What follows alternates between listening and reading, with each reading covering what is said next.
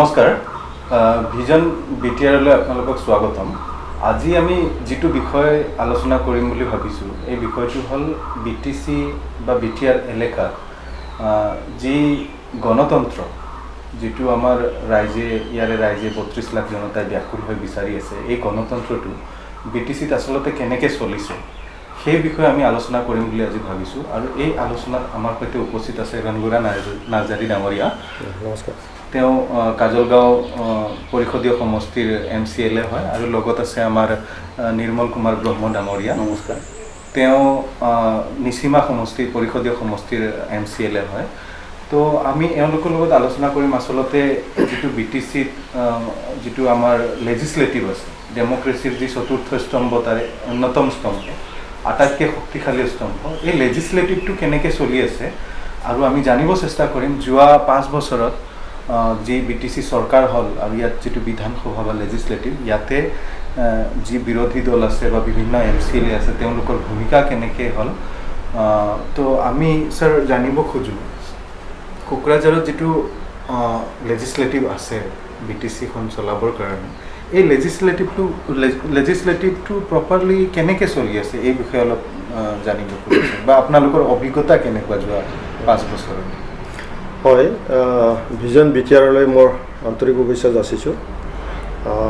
যেটো বিষয় লৈ পেলাই আলোচনাত আমি মিলিত হৈছোঁ এইটো ৰাইজৰ কাৰণে ভাল হ'ব আৰু ৰাইজেও জনা উচিত যে বিটিসি এছেম্বলি কেনেকৈ চলিছে কাৰণ বিটিসিৰ এছেম্বলি কেনেকৈ চলিছে এই কথাটো লৈ পেলাই ৰাইজে জনাৰ কোনো সুবিধা নাছিল, তেওঁলোকে সুবিধাও কৰি দিয়া নাই। প্ৰথম কথাটো হ'ল মই ব্যক্তিগতভাৱে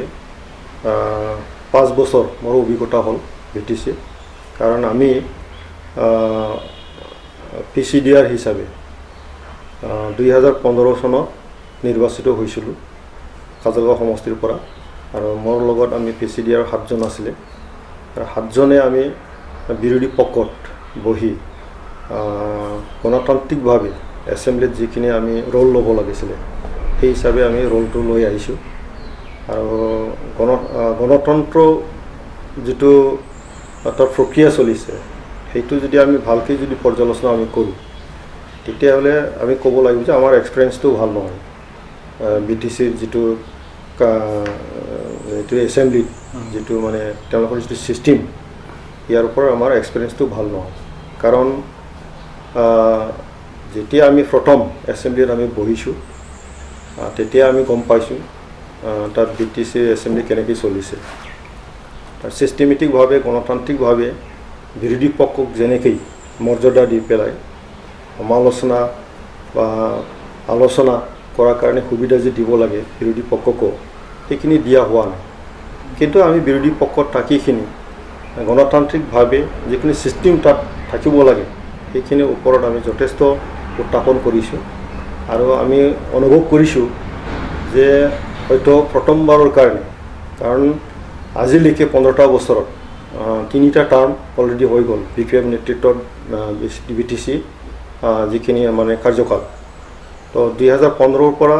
আজি 2020 চনলৈকে এই 5 বছৰীয়া যেটো টাৰ্ম ইয়াৰ আমাৰ যেটো অভিজ্ঞতা এছেম্বলিক লৈ পেলাই খুব দুখজনক বুলি আমি ক'ব লাগিব কাৰণ 2015 চনত যিবিলাক বিৰোধী পক্ষত আছে সেই বিৰোধী পক্ষত MCLA বিলাকক ৰাইজৰ স্বাৰ্থত কাম কৰিবলৈ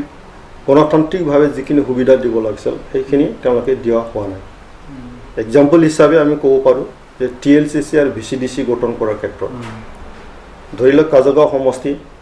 মই ইয়াত জিকিলোঁ আমাৰ নিৰ্মল দা আছে নিচিমা সমষ্টিৰ পৰা তেখেতে জিকিলে যে ৰাইজে আমাক এটা মেণ্ডেট দিলে কাম কৰিবৰ কাৰণে তো গণতন্ত্ৰত সেইটোৱেই কোৱা হৈছে যে ৰাইজে মেণ্ডেট দিয়া ব্যক্তিজনক কাম কৰিবৰ কাৰণে সুবিধাটো দিব লাগে কিন্তু বিটিসিত যেতিয়া VCDC গঠন কৰা হ'ল একপক্ষীয়ভাৱে তেওঁলোকে বিৰোধী পক্ষক কোনো গুৰুত্ব নিদিয়াকৈ তেওঁলোকে গঠন কৰি ল'লে নমিনেটেড কৰি পেলাই তেওঁলোকে VCDC গঠন কৰিলে TLCC গঠন কৰিলে সেই সময়তো আমি কৈছিলোঁ যে মাননীয় মানে চিফ হাগ্ৰামা মহলাৰী মহোদয়ৰ ওচৰতো আমি এটা মানে আবেদনো জনাইছিলোঁ যে যেটো গণতান্ত্ৰিক যেটো প্ৰক্ৰিয়া ইয়াত চলিব লাগিব যে এই গণতন্ত্ৰক সন্মান জনাই পেলাই যিটো নিৰ্বাচিত যিটো ইয়াত মানে সদস্য আছে তেওঁলোকক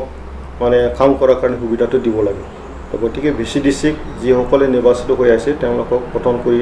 তেওঁলোকৰ ৰাইজৰ স্বাৰ্থত কাম কৰাৰ কাৰণে সুবিধাটো দিব লাগে বুলি আমি আবেদন জনাইছিলোঁ কিন্তু তেওঁলোকে আপন কৰিলে তেওঁলোকৰ নিজৰ একপক্ষীয়ভাৱে গঠন কৰিলে কাম কৰি আহিলে 5 বছৰত তেওঁলোকে ডমিনেট কৰি পেলাই কামটো কৰিলে মানে VCDC মেম্বাৰ যি চেয়াৰমেন সকলক তেওঁলোকে নিজৰ ইচ্ছা মতে তেওঁলোকে দিলে যাৰ ফলত এতিয়া ধৰক আপোনাৰ কাজল গাঁৱত যদিও মেণ্ডেট আপোনাৰ PCDR ৰ ফালৰ পৰা পাইছিল কিন্তু মানে তেওঁলোক ভাগিদাৰ হ'ব নোৱাৰিলে ডেভেলপমেণ্ট প্ৰচেছটো আৰু এটা বিষয় মই ইয়াতে একেলগে উত্থাপন কৰিব খোজো মানে যেহেতু লেজিসলেটিভ এটা হৈছে লেজিসলেটিভৰ ৰোলটো হ'ল বিভিন্ন ধৰণৰ আইন প্ৰণয়ন কৰা বা আইন পাছ কৰা এতিয়া VCDCত BTCত ঠিক তেনেকুৱা কিবা আইন কিবা বনোৱা হৈছে নে ইয়াৰ পৰিপ্ৰেক্ষিতত মই এইটো ক'বলৈ বিচাৰিছোঁ 5টা বছৰত আমি 4টা মান বিল পাছ কৰোৱাৰ ক্ষেত্ৰত আমি তাত আমি অংশগ্ৰহণ কৰিলোঁ আৰু আমাৰ অভিজ্ঞতা মতে আৰু 2015 চনৰ আগৰ যিটো অভিজ্ঞতা আৰু 2015 চনৰ যিটো অভিজ্ঞতা সেইটো যদি আমি কম্পেয়াৰ কৰি যদি চাওঁ আমি তাত এছেম্বলিৰ সোমাই ভিতৰত যেতিয়া আমি গম পাওঁ যে এছেম্বলি বহাটোৱে সেই সময়ত এটা মানে খুব ডাঙৰ কথা আছিল তাত এছেম্বলি বহে নমিনেল 1 মিনিট 2 মিনিট তাত কোনো প্ৰশ্ন কৰোঁতাও নাই তাত চৰ্চাও নাই আলোচনাও নাই জাষ্ট বহিব লাগে বহে এনেকৈ এটা পৰিৱেশত তেওঁলোকে এছেম্বলি চলাইছিল কিন্তু আমি যেতিয়া 2015 চনত আহিলোঁ চিষ্টেমেটিকভাৱে কথাবিলাক উপস্থাপন হৈ গ'ল প্ৰশ্ন যিটো 1 আৱাৰ যিটো কুৱেশ্যন আৱাৰ থাকে এছেম্বলি পাৰ্লিয়ামেণ্টত সেই চিষ্টেমত আমাৰ BTCটো 1 আৱাৰ কুৱেশ্যন আৱাৰটো চলিলে আমি মানে প্ৰশ্ন কৰাৰ কাৰণে সুবিধাটো আমি পালোঁ এই হিচাপে 1 আৱাৰ যিটো কুৱেশ্যন আৱাৰ সেইটো ধুনীয়াকৈ চলিবলৈ আৰম্ভ কৰিলে তাৰপিছত আমি দেখিলোঁ যে আজিলৈকে BTCয়ে 15টা বছৰত 29খন বিল তেওঁলোকে পাছ কৰিলে 29খন বিল পাছ কৰিলে এই যোৱা 5টা বছৰত আমাৰ দিনত আমি মানে 5খন বিল আমি পাইছোঁ মানে ইনক্লুডিং প্ৰভিন্সিয়েলাইজ অফ স্কুল তেনেকৈ মেটেৰিয়েলজি ডিপাৰ্টমেণ্টত আছে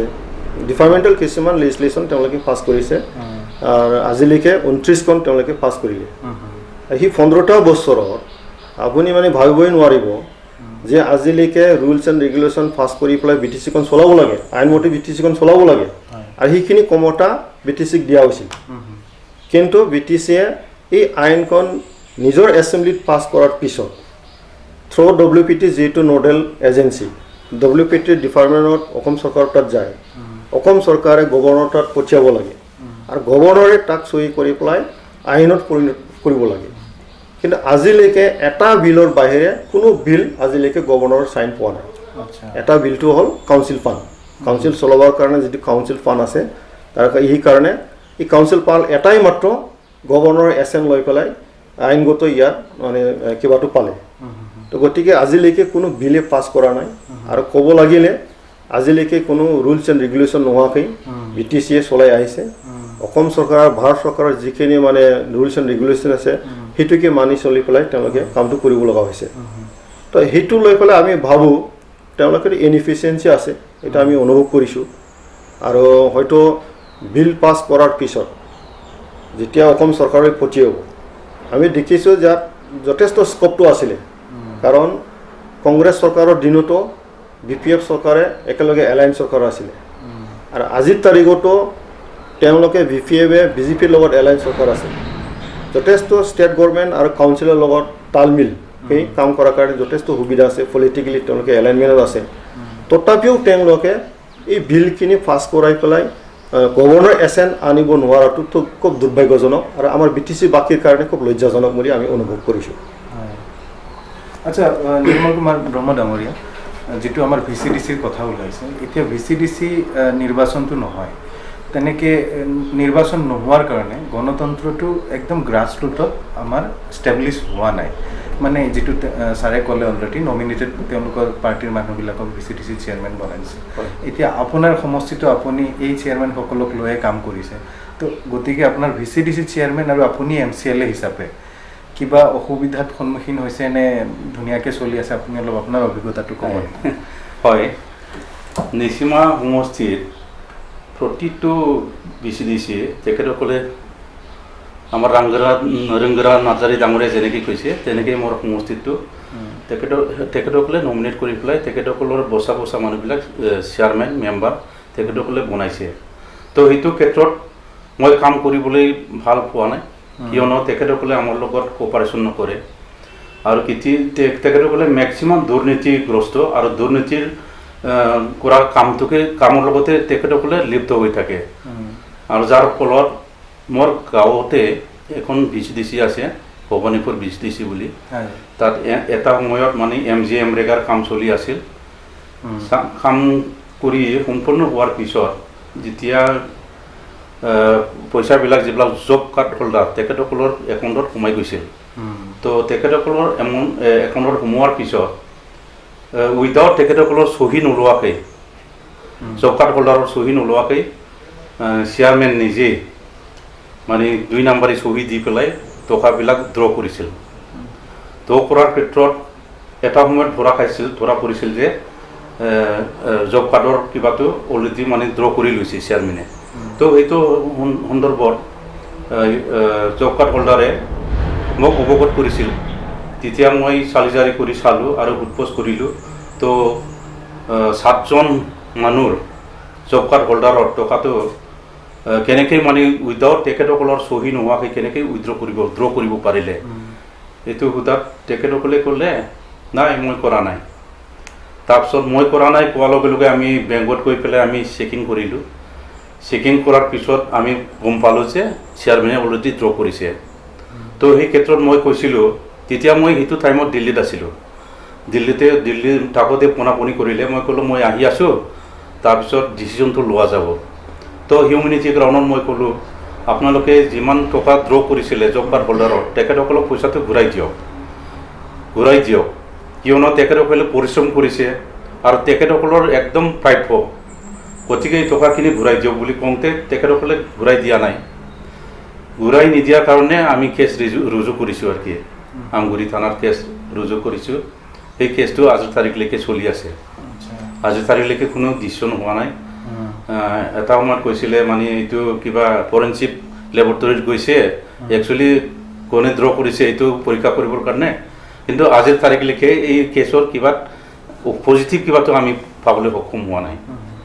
আচ্ছা তাৰমানে ক'ব গ'লে মানে BCDCৰ লগত আপোনালোকৰ কনফ্লিক্টে চলি আছে ইয়াৰ কথাটো এনেকুৱা যে BCDC নমিনেটেড বাই BPF গভৰ্ণমেণ্ট এইটো পলিটিকেল নমিনেটেড আৰু আমি আশা কৰিছিলোঁ যে যিয়ে নহওক BCDCখন সোনকালে তেওঁলোকে নিৰ্বাচন পাতি দিব সেইটো নকৰিলে গণতন্ত্ৰ যদি কোৱা হয় আটাইতকৈ তলৰ পৰ্যায়ত BCDC আছে যেনেকৈ গাঁও পঞ্চায়ত আৰু গাঁও পঞ্চায়তৰ ইলেক্টেড বডি হিচাপে তেওঁলোকে পইচাবিলাক চেণ্ট্ৰেলৰ পৰা আহি আছে কামটো ধুনীয়াকৈ হৈ আছে আমাৰতো কি হৈছে ইয়াত নিৰ্বাচন নাপাতাৰ কাৰণে ইয়াত চেণ্ট্ৰেলি সেই ৰুৰেল লেভেলত ৰুৰেল ডেভেলপমেণ্টৰ কাৰণে যিখিনি পইচা আমি পাব লগা আছিল সেইখিনি আমি বঞ্চিত হৈ গ'ল 15 বছৰত কোটি টকা আমি বঞ্চিত হৈ গ'ল তাতো আমাৰ ক'ব লগা একো নাছিল আৰু তেওঁলোকে নমিনেটেড কৰি পেলাই কামটো কৰিছে তাত আমাৰ ক'ব লগা নাছিল কামটো যদি ভাল হ'লেহেঁতেন কিন্তু কামো তেওঁলোকে ভালকৈ নকৰিলে কাৰণ 2-3জন লগ লাগি পেলাই তেওঁলোকে মিটিঙত বহে গ্ৰাম সভা কেতিয়াও কৰা নাছিল গ্ৰাম সভা পাতিখিনি ৰাইজৰ সহায়ত তেওঁলোকে স্কিমবিলাক ল'ব লাগে ইমপ্লিমেণ্টেশ্যন ল'ব লাগে ৰাইজৰ লগত কামটো কৰিব লাগে সেইটো কেতিয়াও কৰা নাই তাৰমানে যদি BCDC চেয়াৰমেনখিনি তেওঁলোকৰ পাৰ্টিৰ নমিনেটেড হয় তেতিয়াহ'লে গাঁৱত যিবিলাক মানুহ বেনিফিচিয়াৰী হ'ব তেওঁলোকতো বায়াছ হ'ব মানে তেওঁলোকৰ পাৰ্টিৰ কৰ্মীবিলাককহে তেওঁলোকে দিব না অলৰেডি তেওঁলোকে নিজৰ পাৰ্টিৰ মানুহেই দিছে আচ্ছা বেলেগ জনসাধাৰণ মানে দুখীয়া মানুহক যে সহায় কৰিব লাগে আৰু অৰ্থটো কি যেতিয়া জিকি যোৱাৰ পিছত যেতিয়া চৰকাৰ গঠন হয় চৰকাৰৰ দায়িত্বটো হ'ল সকলোৰে নাগৰিক চোৱা চিতা কৰা কিন্তু তেওঁলোকে একপক্ষীয়ভাৱে BCDC লেভেলতো নিজৰ দলৰ মানুহখিনিকে তেওঁলোকে চালে সাধাৰণ ৰাইজক তেওঁলোকে ৰাইজৰ তাৰমানে হৈ পেলাই কোনোদিন কাম কৰা যিটো ঘৰ যদি দিব লগা হয় তেওঁলোকৰ দলে পাব বা কিবা লেট্ৰিন পাব লগা হ'লে তেওঁলোকৰ দলীয়ভাৱে তেওঁলোকে সেই চলাই আছে সেইকাৰণে ৰাইজক ক্ষুণ্ণ হৈছে সেইকাৰণেই চাগে BTR ৰাইজে মানে এতিয়া বিচাৰিছে ডেমক্ৰেচিটো খুব ভালকৈ আশাও কৰিছে এতিয়া স্যাৰ মই আৰু এটা ইম্পৰ্টেণ্ট যিটো আমাৰ লেজিছলেটিভত হয় সেইটো হ'ল বাজেট বাজেটটোৰ দ্বাৰাই নিৰ্ধাৰণ কৰা হয় যে আমি পইচাবিলাক ক'ত কেনেকৈ দৰকাৰ আছে ক'ত কেনেকৈ আমি খৰচ কৰিম বা ক'ৰ পৰা কিমান টকা আহিব এতিয়া আমিও সেই বস্তুটো বিটিআৰৰ ৰাইজে নাজানে ভালকৈ যে একচুৱেলি পইচাবিলাক ক'ৰ পৰা আহি আছে আৰু কেনেকৈ খৰচ হৈ আছে আৰু একচুৱেলি বাজেটটো কেনেকৈ ইমপ্লিমেণ্ট হৈ আছে তো আপুনি বাজেট সন্দৰ্ভত কি ক'ব পইচা বাজেট সন্দৰ্ভতটো আমাৰ ক'ব লগা বহুত আছে আৰু এক্সপিৰিয়েঞ্চ হৈছে যথেষ্ট আৰু আমি যিটো দেখিলোঁ 5টা বছৰত বাজেট যিটো প্ৰচিডিং একৰ্ডিং টু মানে কনষ্টিটিউশ্যন আজিলৈকে কৰিব পৰা নাই 6 শিডিউলতো প্ৰভিজন আছে পেৰা নাম্বাৰ 13 মতে যে কাউন্সিল 6 শিডিউল 6 শিডিউলৰ কথাটো মই কৈছোঁ 6 শিডিউলৰ বাজেটটো ষ্টেট গভৰ্ণমেণ্টৰ বাজেট হোৱাৰ আগতে কাউন্সিলৰ আলোচনা কৰিবৰ কাৰণে ইয়াত ব্যৱস্থা আছে আৰু কাউন্সিলে আলোচনা কৰি পেলাই প্ৰবেবল যিটো মানে বাজেট সেইটো ষ্টেট গভৰ্ণমেণ্টক পঠিয়াব লাগে আৰু ষ্টেট গভৰ্ণমেণ্টে সেই মৰ্মে তেওঁলোকে তাত পাছ কৰি পেলাই part of the state budget হিচাপে এছেম্বলিত ইণ্ট্ৰডিউচ কৰিব লাগে সেইটো হ'ল ছিষ্টেম পেৰা 13 মতে 6 শিডিউল কিন্তু সেইটো আজিলৈকে হৈ উঠা নাই চিধাকৈ ইয়াৰ ৰেডিমেড বাজেট পঠিয়াই দিয়া হয় আৰু ইয়াত যে বাজেট আলোচনা হয় সেইটো জাষ্ট নামৰ না এণ্ডৰ্ছমেণ্টৰ নিচিনা ইয়াত কোনো আপুনি আলোচনা কৰি পেলাই কোনটো মানে প্ৰায়ৰিটি দি পেলাই মানে পইচাটো খৰচ কৰিব লাগে বা বাজেটটো ধৰিব লাগে তেনেকৈ কোনো কৰিব পৰাকৈ ইয়াত ব্যৱস্থা আজিলৈকে আমি দেখা পোৱা নাই কোনো ছিষ্টেমত আজিলৈকে হোৱা নাই হয় BTCক ফাইনেন্সিয়েল পাৱাৰ দিয়া হৈছে 39টা ছাবজেক্টৰ ওপৰত নিজে লিজিছলেশ্যন কৰি পেলাই পইচা খৰচ কৰা ইয়াত ক্ষমতা দিয়া হৈছে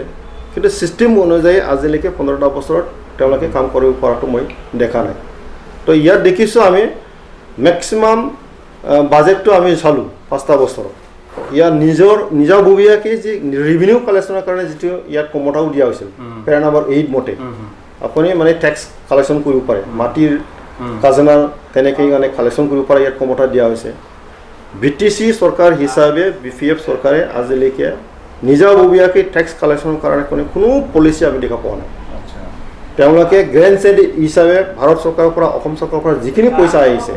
সেইখিনি ওপৰতে তেওঁলোকে আহিছে বিতৰণ কৰিছে কিন্তু এইবিলাক এটা ভিজন লৈ পেলাই নিজৰ উন্নয়ন কৰাৰ কাৰণে নিজাববীয়াকৈ কোনো প্লেনিং বা তেনেকৈ এটা ভাল পলিচি লৈ পেলাই কাম কৰাটো আমি দেখিব পোৱা নাই সেইটো আমি দেখিবলৈ পাইছোঁ আপুনি চাওক এইবাৰ 2019-20 চনৰ ৰিচেণ্টলি যিটো বাজেট আমি দেখিছোঁ তাত টেক্স ৰেভিনিউ আৰু নন টেক্স ৰেভিনিউ থাকে টেক্স ৰেভিনিউ আমি অকল ইয়াত 5 কোটিহে আমি দেখিলোঁ আচ্ছা BTC নন টেক্স ৰেভিনিউ ইয়াত 75 crore নন টেক্স ৰেভিনিউ 75 আৰু এইফালে 80 কোটিহে আছে টেক্স আৰু নন টেক্স বাকি যিমান কোটি টকা আহিছে সব চেণ্ট্ৰেল আৰু ষ্টেটৰ পৰা গ্ৰেণ্ড চেডি হিচাপে আহিছে এতিয়া আপুনি চাওক 32 লক্ষ জনসাধাৰণ আছে মানে একৰ্ডিং টু মানে 2011 চনৰ সেন্সাস মতে আমাৰ মানে 31,55,000 তেনেকৈ আছে ৰাউণ্ড ফিগাৰত যদি কোৱা হয় তো আমি 32 লক্ষ আমি কৈ আছোঁ যে 32 লক্ষ জনসাধাৰণ আমাৰ BTC এলেকাত আছে এইটো হ'ল অসমৰ যিমান পপুলেশ্যন আছে তাৰ 12.9% ইয়াত পপুলেশ্যন আছে আৰু সেই পপুলেশ্যন ৱাইজত আমাৰ প্ৰাপ্য ৰেচিঅ' হিচাপে যিখিনি ডিভলিউশ্যন অফ ফাণ্ড আহিব লাগিছিল 12% হিচাপে আহিব লাগিছিল অসমৰ যিমান বাজেট হয় তাত 12% আমাৰ BTCত আহিব লাগিছিল আৰু সেই হিচাপটো আমি চালোঁ প্ৰত্যেকটা বছৰত ধৰি লওক 1000 কোটি পাব লাগিছিল দিয়া হৈছে 200 কোটি এনেকৈ এটা ৰেচিঅ'ত তেওঁলোকে BTCক দিয়া হৈছে আৰু BTC চৰকাৰে অসম চৰকাৰৰ লগত আলোচনা কৰি পেলাই নিজৰ সেই বাজেট বঢ়াবৰ কাৰণে যিখিনি পদ্ধতি হাতত ল'ব লাগিছিল আজিলৈকে কৰিব পৰা নাই তো বাজেটৰ ওপৰত বহুত ইয়াত মানে লেখনা আছে আমি দেখিবলৈ পাইছোঁ আৰু কিছুমান বস্তু হ'ল টেকনিকেল বস্তু আছে কিছুমান বস্তু নিজাববীয়াকৈ কৰিব ল'ব লাগে আৰু নিজাববীয়াকৈ পলিচি লোৱাৰ ক্ষেত্ৰত তেওঁলোকে ফেইল মাৰিছে পইচাটো আহিব যথেষ্ট পইচাটো আহিছে যথেষ্ট কিন্তু পইচাখিনি অহাৰ পিছত ধুনীয়াকৈ এটা প্লেনিং কৰি পেলাই কাম কৰাৰ ক্ষেত্ৰত তেওঁলোকে ফেইলাৰ হৈছে এটা আমি দেখিবলৈ পাইছোঁ আপুনি চাব বাজেটত ধৰি লওক আমাৰতো এগ্ৰিকালচাৰ মানে প্ৰধান অঞ্চল ইয়াত 80% এগ্ৰিকালচাৰৰ লগত জড়িত আমাৰ ৰাইজে এতিয়া আপুনি ধৰিব লাগে এগ্ৰিকালচাৰৰ আপোনাৰ পলিচিটো কি ইৰিগেশ্যনৰ আপোনাৰ পলিচিটো কি এডুকেশ্যনৰ আপোনাৰ পলিচিটো কি সেই হিচাপত যদি প্ৰায়ৰিটি হিচাপে যদি লৈ পেলাই যদি বাজেটটো যদি এলোকেশ্যন যদি কৰিব লাগিলে সেই প্লেনিংটো আমি তাত আমি দেখা পোৱা নাই কোনো দিন ডিছপ্লে হোৱা নাই যে BTC চৰকাৰৰ নিজাববীয়াকৈ সেই ডিপাৰ্টমেণ্টবিলাকক চলাবৰ কাৰণে বা উন্নয়ন কৰাৰ কাৰণে কিবা এটা যে প্লেনিং আছে সেইটো আমি দেখিবলৈ পোৱা নাই জাষ্ট পইচাটো আহিছে বিতৰণ কৰাতে ব্যস্ত সেইখিনিহে আমি দেখিবলৈ পাইছোঁ গতিকে বাজেট প্ৰভিজন ইয়াত ফেয়াৰ নম্বৰ 8 মতে টেক্স কালেকশ্যন কৰাৰ কাৰণে সুবিধা দিয়া হৈছে তাকো তেওঁলোকে কৰিব পৰা নাই আৰু ফেয়াৰ নম্বৰ 13 মতে বাজেট প্ৰভিজন মানে প্ৰেজেণ্টেশ্যনৰ যিটো প্ৰভিজন সেই মতেও তেওঁলোকে কৰিব পৰা নাই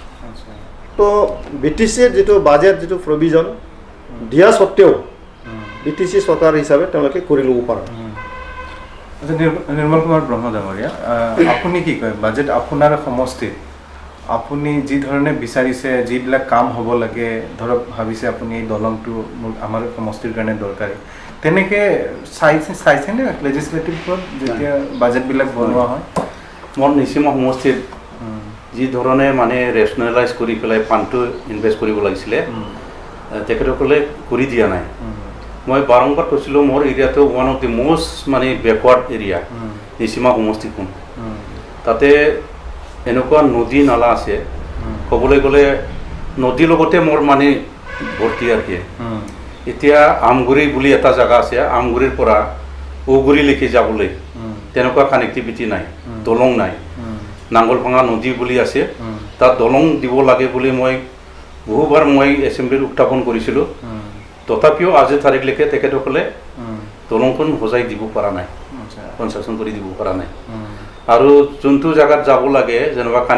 কানেক্টিভিটি কৰাৰ পিছত সেইটো এৰিয়াত নট লেছ দেন 35,000 তাত পপুলেশ্যন আছে তথাপিও সেইটো এৰিয়াটো কানেক্ট কৰি দিব পৰা নাই বা দিয়া নাই ইচ্ছাকৃতভাৱে আৰু এতিয়াও মোৰ এৰিয়াটো বহুত মানে ৰোড কমিউনিকেশ্যন বহুত বৰ বেয়া আৰু খোৱা পানী যোগানৰ ক্ষেত্ৰতো বহুত বেয়া সেইবিলাকৰ ক্ষেত্ৰত মই বহুতবাৰ আৰ্জ কৰিছিলোঁ ৰিকুৱেষ্ট কৰিছিলোঁ যে নিচিমা সমষ্টিত খোৱা পানী যোগানৰ ক্ষেত্ৰত বহুত পিছ পৰি আছে গতিকে তাত আপোনালোকে ফাণ্ডিংটো অলপ চাই দিব লাগে বুলি পাব্লিক হেল্থ ইঞ্জিনিয়াৰিং ডিপাৰ্টমেণ্টৰ দ্বাৰাই এইটো কৰিব লাগে বুলি মই কৈছিলোঁ কিন্তু আজি তাৰিখলৈকে তেখেতসকলে সম্পূৰ্ণভাৱে তেনেকুৱা কৰি দিয়াটো মই দেখিবলৈ পোৱা নাই আৰু লগতে মোৰ নদী নালা বহুত আছে ইৰোশ্যন প্ৰটেকশ্যন মেজাৰ ল'ব লাগিছিলে এই ইৰোশ্যন প্ৰটেকশ্যন মেজাৰৰ কাৰণে ৱাটাৰ ৰিচোৰ্চ ডিপাৰ্টমেণ্টক মই কঠোৰভাৱে বা বহুতবাৰ মই ৰিকুৱেষ্ট কৰিছিলোঁ যে প্ৰটেকশ্যন মেজাৰটো তাত ল'ব লাগে সেইটোৰ কাৰণে ৱাটাৰ ৰিচোৰ্চ ডিপাৰ্টমেণ্ট ফালৰ পৰা তাত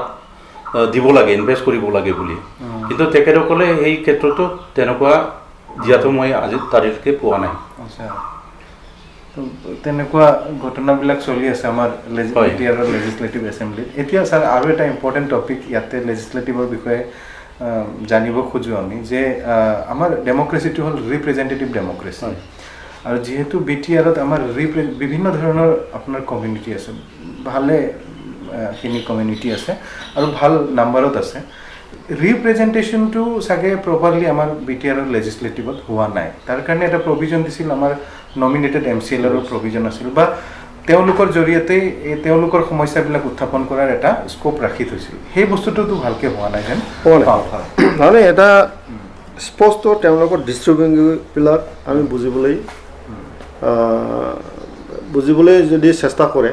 আমি ধুনীয়াকৈ আমি বুজিব পাওঁ ঘটনাটো হ'ল BTC একৰ্ড মতে 40টা ইলেক্টেড মেম্বাৰ 6টাটো হ'ল নমিনেটেড মেম্বাৰ আৰু সেই 6জনক এনেকুৱা এটা ইয়াত মানে মেকানিজম কৰি পেলাই দিছিলে যে যিটো কমিউনিটি ৰিপ্ৰেজেণ্টেশ্যন কৰি পেলাই আহিব নোৱাৰে সেই কমিউনিটিক নমিনেটেড কৰি আনিব পাৰে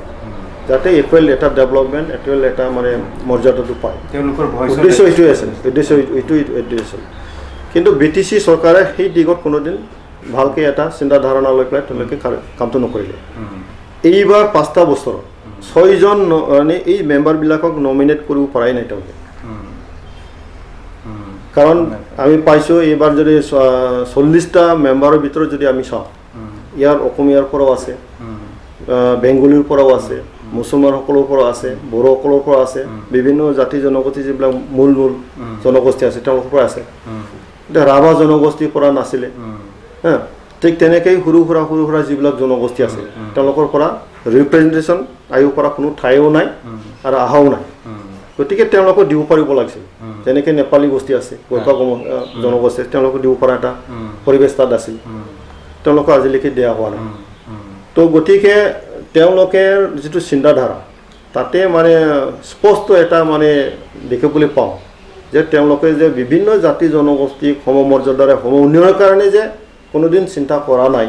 এই কথাটোৱে প্ৰতীয়মান হয় নহ'লে এই 6জন মেম্বাৰক কোনোবা এটা সৰু জনগোষ্ঠীক মেম্বাৰ দি পেলাই তেওঁলোকৰ কথাটো দাঙি ধৰাৰ কাৰণে সুবিধা দিয়াৰ ক্ষেত্ৰত কি অসুবিধা আছে সেইটো দিব পাৰিব লাগিছিল কিয় নোৱাৰিলে এতিয়ালৈকে সেই কথাটোৱে নোৱাৰে মানে তাৰ প্ৰভিজনটো আছে দিয়া নাই তেওঁলোকে পাৰে নোৱাৰে নহয় পাৰে কিন্তু তেওঁলোকে দিয়া নাই মানিছোঁ কথাটো হ'ল তেওঁলোকে যে তেওঁলোকৰ কথাটো হ'ল সকলো জাতি জনগোষ্ঠীক আঁকোৱালি লৈ পেলাই সমমৰ্যাদাৰে সম উন্নয়ন কৰাৰ কাৰণে তেওঁলোকৰ কোনোদিন চিন্তা কৰা নাই সেইটোৱে প্ৰতীয়মান আচল কথাটো সেইটোৱে তো আমাৰ দিনত আমি সেইটোৱে কৈ আহিছোঁ যদি আমি কালি আমি পাৱাৰত নাই আমাৰ কথাটো একেবাৰে স্পষ্ট যিসকল জনগোষ্ঠী ৰিপ্ৰেজেণ্টেশ্যন হৈ আহিব তেওঁলোককো আমি মৰ্যাদাপূৰ্ণভাৱে প্ৰত্যেকটা জনগোষ্ঠী আমি দিবলৈ আমি চেষ্টা কৰিম ইয়াৰ উপৰিও কোনোবা জনগোষ্ঠী যদি জিকাই আহিব পৰা নাই তেওঁলোককো আমি নমিনেশ্যন দি পেলাই সেই জনগোষ্ঠীক মৰ্যাদা দিবলৈ আমি চেষ্টা কৰিম আমাৰ দৃষ্টিভংগী একেবাৰে স্পষ্ট আৰু সেইকাৰণে তাকটো লৈ পেলাই আমি ৰাইজৰ মাজত যাম আৰু আমাৰ কথাটো আমি কৈছোঁ যে সেইকাৰণে আমি পৰিৱৰ্তন বিচাৰিছোঁ কাৰণ 15টা বছৰত আমি দেখিলোঁ তেওঁলোকৰ মানসিকতা আজিলৈকে কোনো পৰিৱৰ্তন হোৱাই নাই খালি মুষ্টিমীয় কিছুমান মানুহৰ কাৰণে কাম কৰিলে 32 লক্ষ জনসাধাৰণৰ দায়িত্ব লৈ পেলাই সমমৰ্যাদাৰে সম উন্নয়ন কৰাৰ কাৰণে কোনোদিন তেওঁলোকে দায়িত্ব নল'লে সেইটোৱে আমি দেখিবলৈ পাইছোঁ স্যাৰ লেজিসলেটিভৰ বিষয়টো বহুত পাতিব লগা আছে দীঘলীয়া হ'ব সেইকাৰণে আজিলৈ লেজিসলেটিভটো ইয়াতে সামৰণি মাৰোঁ কিন্তু আৰু এটা যিটো ইম্পৰ্টেণ্ট আমাৰ ডেমক্ৰেচিৰ কাৰণে যিটো পিলাৰ বুলি কওঁ সেইটো হ'ল এক্সিকিউটিভ এতিয়া BTCত যিটো এক্সিকিউটিভ চলিছে এই এক্সিকিউটিভ আমাৰ বিষয়াসকলক লৈ যেনেকৈ আমাৰ ফাংচনিংটো চলিছে সেইটোত আপোনাৰ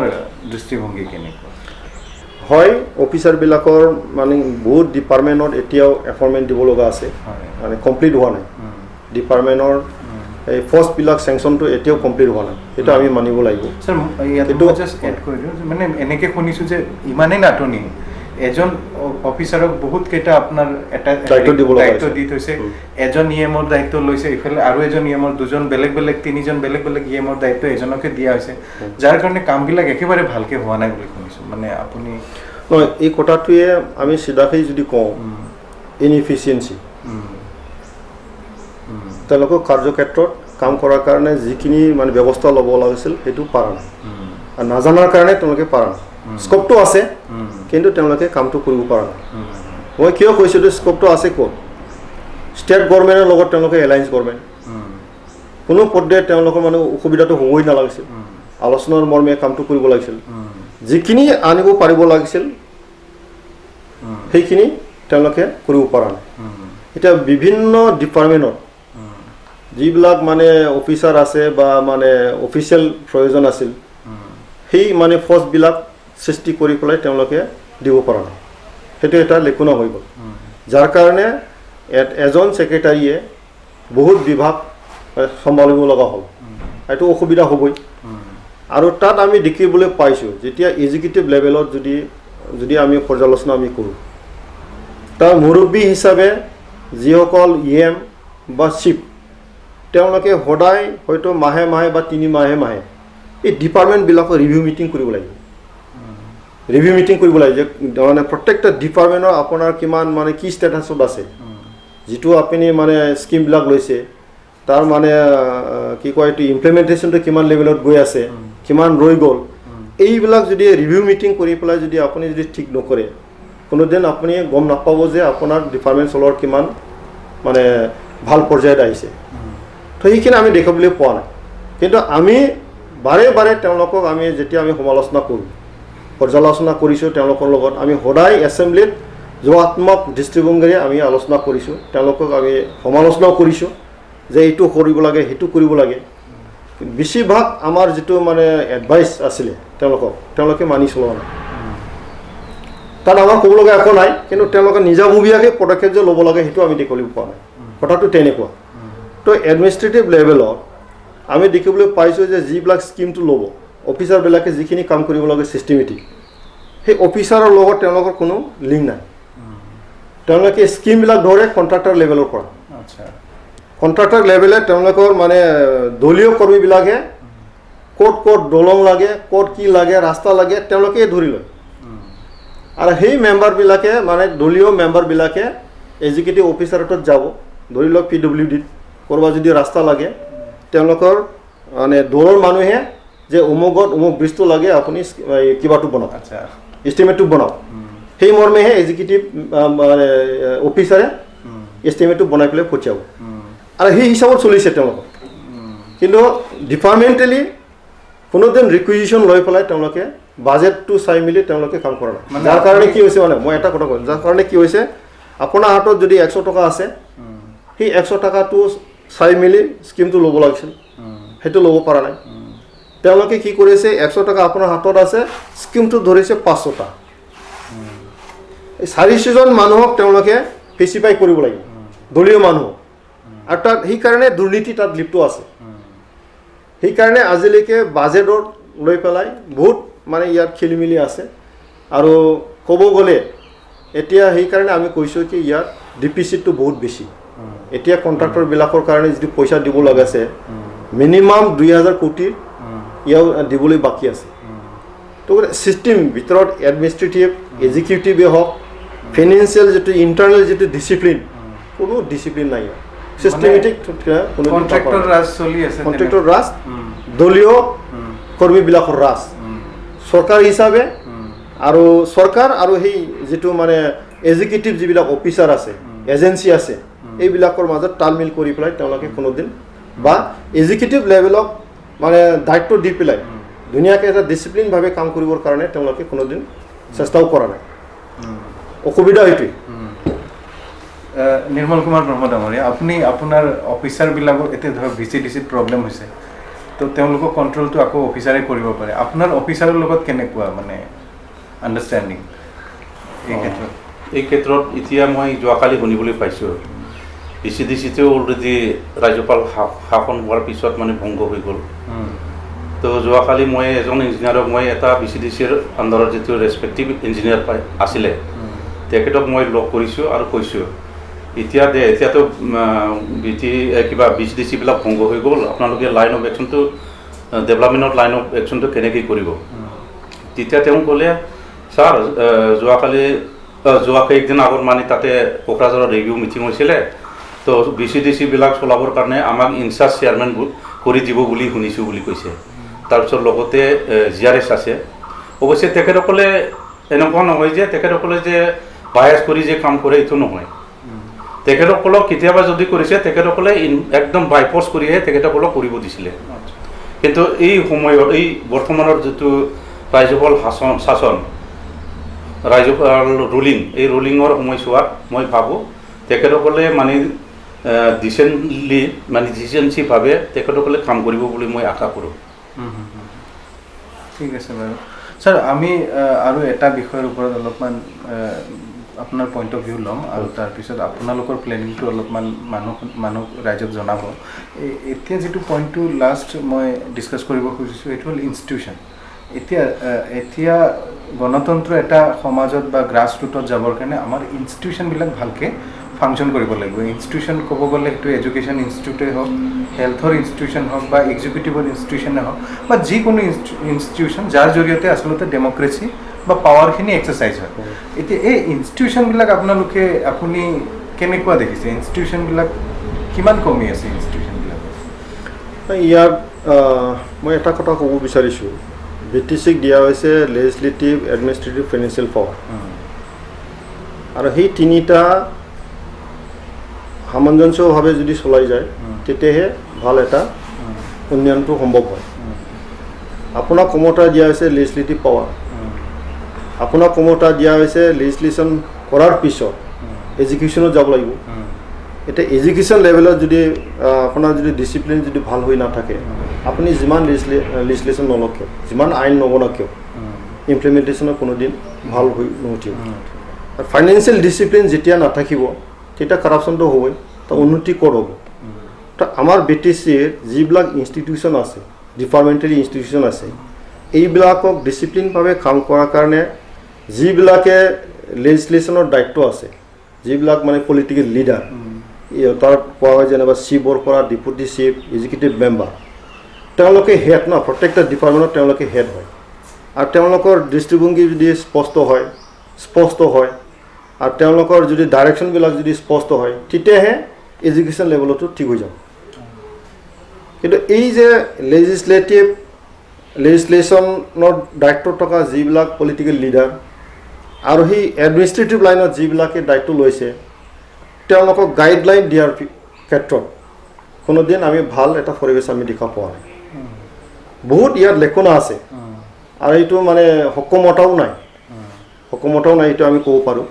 তো গতিকে ইনষ্টিটিউশ্যনবিলাক যেতিয়া চৰকাৰে ঠিক হ'ব, ডাইৰেকশ্যন ঠিক হ'ব, তেতিয়া ইনষ্টিটিউশ্যন ভালকৈ চলিব। এতিয়া ধৰি লওক এটা মানে কলেজ, তাত যদি প্ৰিন্সিপাল আছে, প্ৰফেচাৰসকল আছে, ছাত্ৰ আছে, তাৰপিছত কিছুমান মানে অফিচিয়েল আছে, প্ৰিন্সিপালে যদি ঠিক নহয়, ইনষ্টিটিউশ্যন কেনেকৈ ভাল চলিব?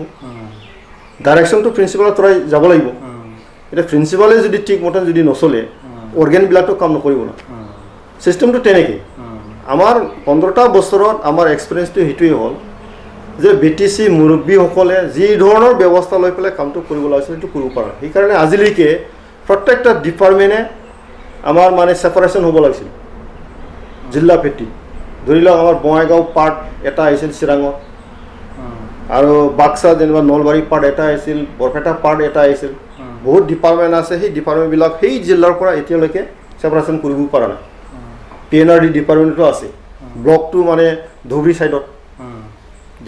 চাওক আপুনি, পৰ্বতজৰা অঞ্চলটো আমাৰ BTCত আহি গ'ল, কিন্তু ব্লকটো এতিয়াও মানে সেই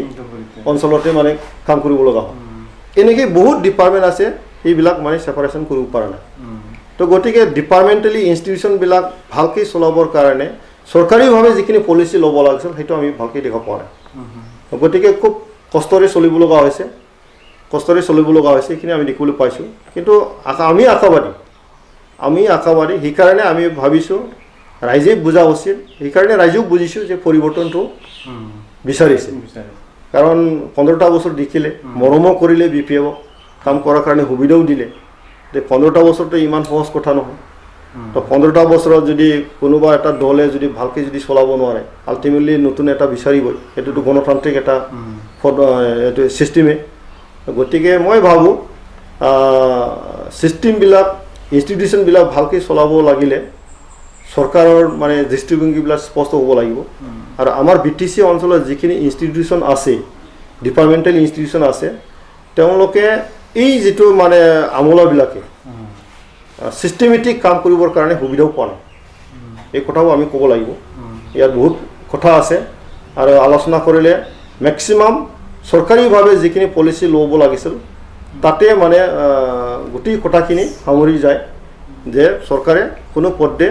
এই যে নিজৰ অৰ্গেনবিলাকক কাম কৰিবৰ কাৰণে যিখিনি সুবিধা কৰি দিব লাগিছিল, সেইটো কৰি দিব পৰা নাই। তো আজি আমি আলোচনা কৰিলোঁ BTR বা BTC অঞ্চলত আমাৰ ডেমক্ৰেচি কেনেকৈ এক্সাৰচাইজ হৈ আছে। আমাৰ লগত উপস্থিত থাকিল আমাৰ ৰণগৌৰা নাৰ্জাৰী ডাঙৰীয়া আৰু লগতে নিৰ্মল কুমাৰ ব্ৰহ্ম ডাঙৰীয়া। দুয়োজনকে অশেষ ধন্যবাদ দিলোঁ, আপোনালোকে সময় দিলে। আমি মানে যিটো লেজিছলেটিভত যিটো হৈ আছিল, ৰাইজে যিবিলাক কথা গম পোৱা নাছিল বা ভালকৈ গম পোৱা নাছিল, আজি এই অনুষ্ঠানটোৰ জৰিয়তে গম পাব। আশা কৰোঁ আপোনালোকেও ভালকৈ চালে, ভৱিষ্যতেও আমাৰ লগত থাকিব। আৰু যিটো ভিজন BTR চেনেল আছে, এইটো আপোনালোকে লাইক কৰিব নাপাহৰিব। ধন্যবাদ।